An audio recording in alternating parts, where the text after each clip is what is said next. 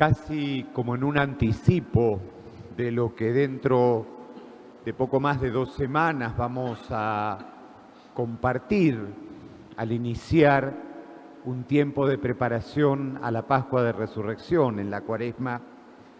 El Evangelio de este domingo nos habla justamente de algo que está como inmerso y pujante siempre en nuestro corazón: ser feliz. Ser feliz.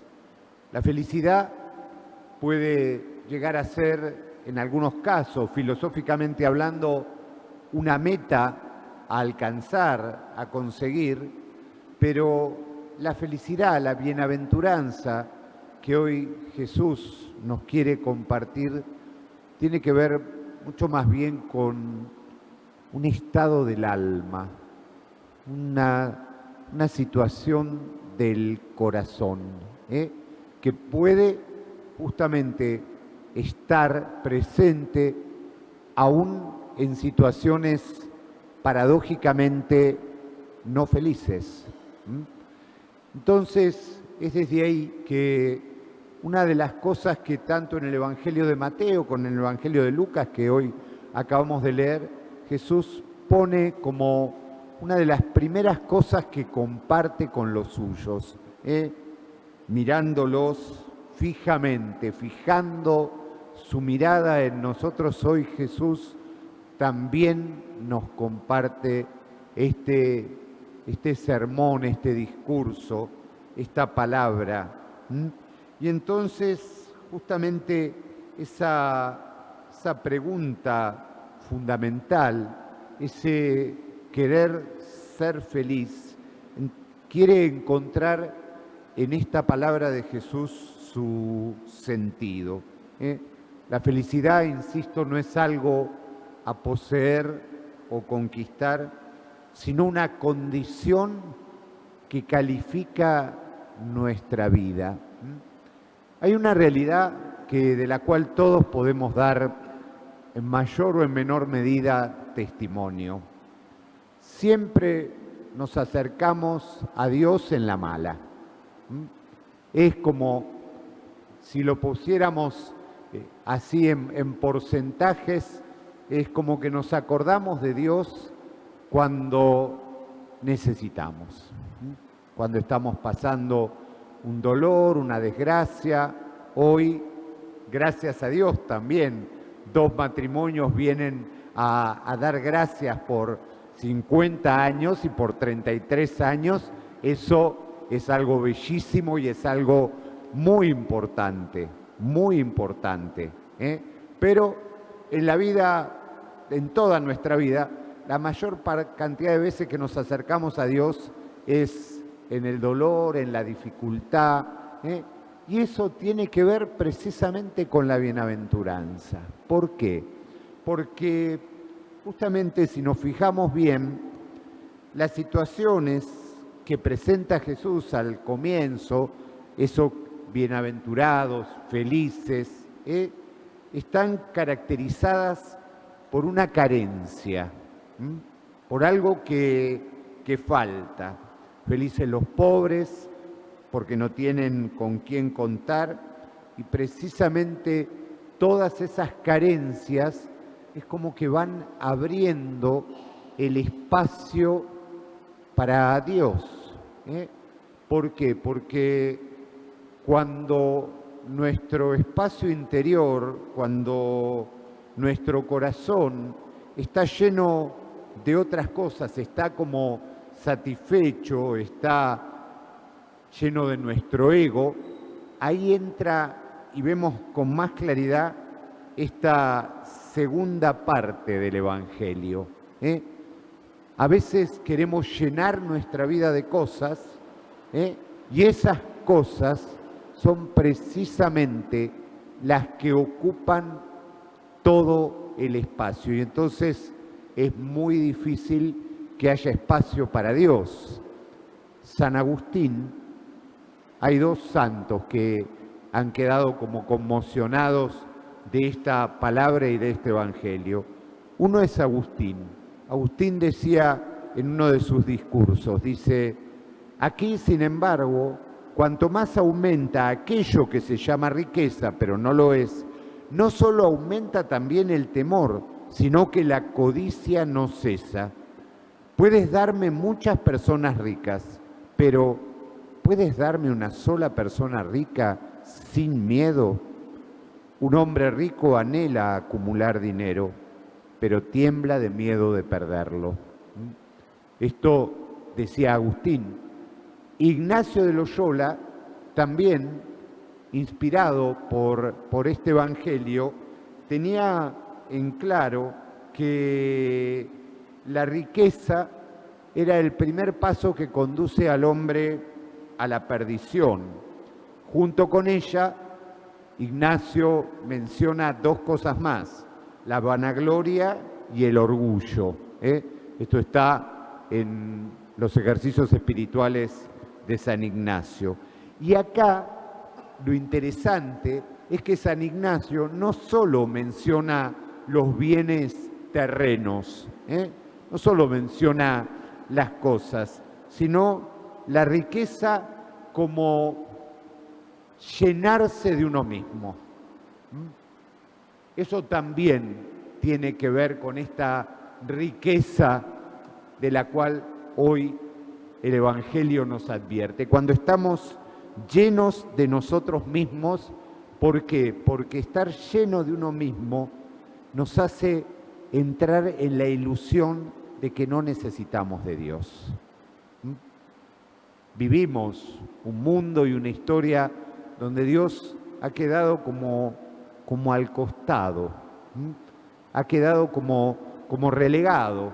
Y ya a lo largo de los últimos años lo vimos con toda claridad. ¿Se acuerdan en la pandemia ese mundo que parecía haber alcanzado con la ciencia todo, que había respuesta para todo? Nos dimos de cuenta que no había respuesta para todo, que había muchas cosas que todavía, que el más pequeño de los seres vivos, un virus, una bacteria, pueden devastar a la humanidad entera.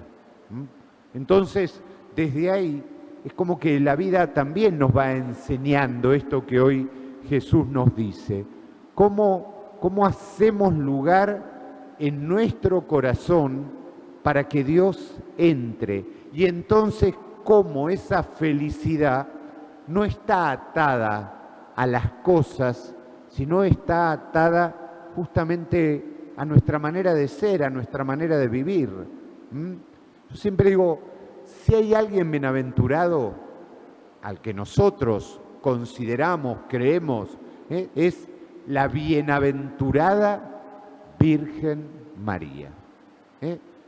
¿Y cómo es eso de la bienaventurada Virgen María?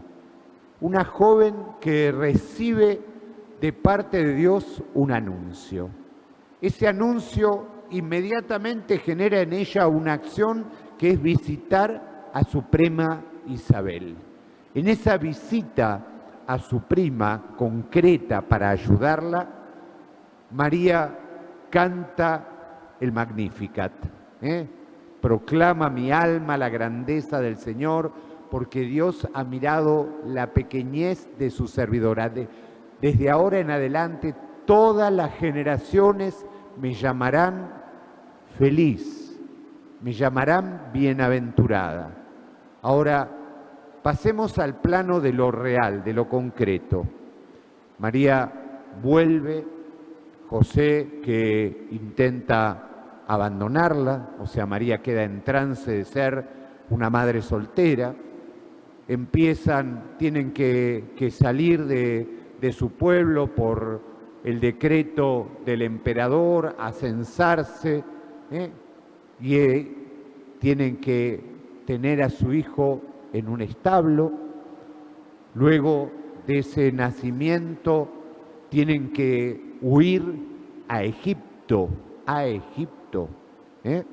Imaginémonos nosotros que de un día para el otro tengamos que irnos a un lugar que no solo no tiene nada que ver con nuestra cultura, sino que no tiene nada que ver con nuestra lengua, ni con nada de lo que hasta ahora conocimos. Bueno, ahí están María, José y el niño. Seguramente María, antes de los 30 años, quedó viuda. No hay en la palabra de Dios ningún registro, a partir de la vida pública de Jesús, no hay ningún registro de dónde estaba San José, por tanto, José ya había muerto. Y María estaba sola, viuda, con su hijo huérfano. Y tenían que llevar adelante la vida. Jesús tenía que hacer las cosas que había aprendido de su padre, por tanto, de carpintero. A veces no pensamos estas cosas en el día a día de la Sagrada Familia. Nos parece que vendrían angelitos y le traerían la vianda o la ropita ya lavada, acomodada. No.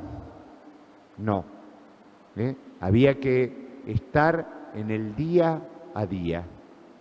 Y en ese día a día, de un momento para otro, Jesús, que empieza a sentir ese llamado del Padre y se transforma en un predicador ambulante. Por tanto, el sustento de la casa entraba en riesgo para finalmente estar de pie junto a la cruz.